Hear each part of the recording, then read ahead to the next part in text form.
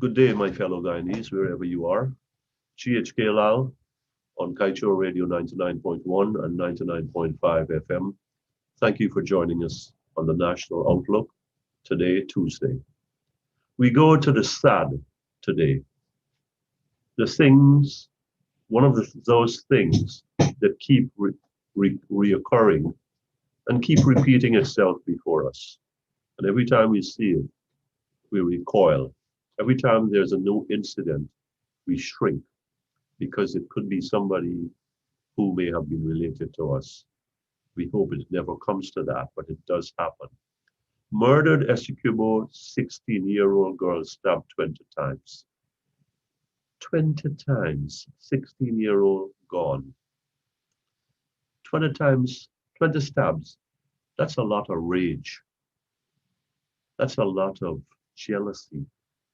That's a lot of some things that are inexplicable to me, mysterious to me, and to most of us. But here she was at 16, dead, killed by her 34-year-old married lover, who's got his own children. Now, she could have been a child to him, but she was a child of poverty. Sanisha Lall, no relation, but still a relation because of the pain of those, the pain that she felt and the pain that she left behind from her survivor. Her parents are gone. And that's part of the problem in that she was a child of poverty. And being a child of poverty, she was vulnerable. And being vulnerable, she was preyed upon by an adult, a father, a husband, an adult that is also a citizen that was on the lookout and the hunt for somebody like this. He used a friendship of one of her relatives. So we've got to be careful with our own children, boy or girl, our young children. We've got to watch out for them. We've got to send our girl children to school. We've got to keep them going and encouraging them.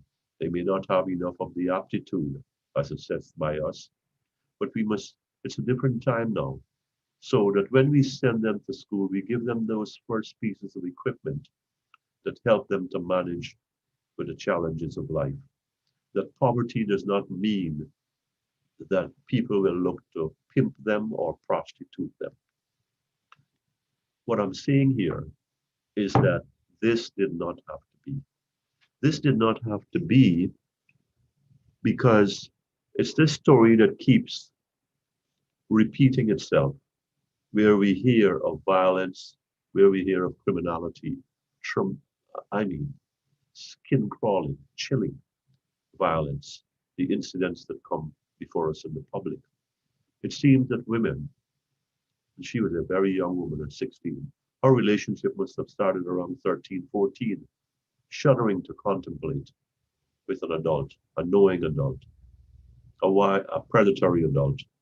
But in the home, we may have these partnerships. We do have them, not may, where our women mainly are battered and brutalized daily. But they stay in those relationships because it's part cultural, because it's part peer pressure from friends and families. What are you going to do? Where are you going to go? What's going to happen to the children if those are present? And so they stay and they end in these violent relationships, in these abusive and jealous relationships, which injures them and sometimes sends them off via the final solution. I say to you, my sisters, my neighbors, my fellow Guyanese, people, children who could be daughters of ours, right? Whether children or adults, let us be stronger. Let us be wiser to know when to say when and to leave. To sum that courage up, that come what may, I will go out and I will be about me.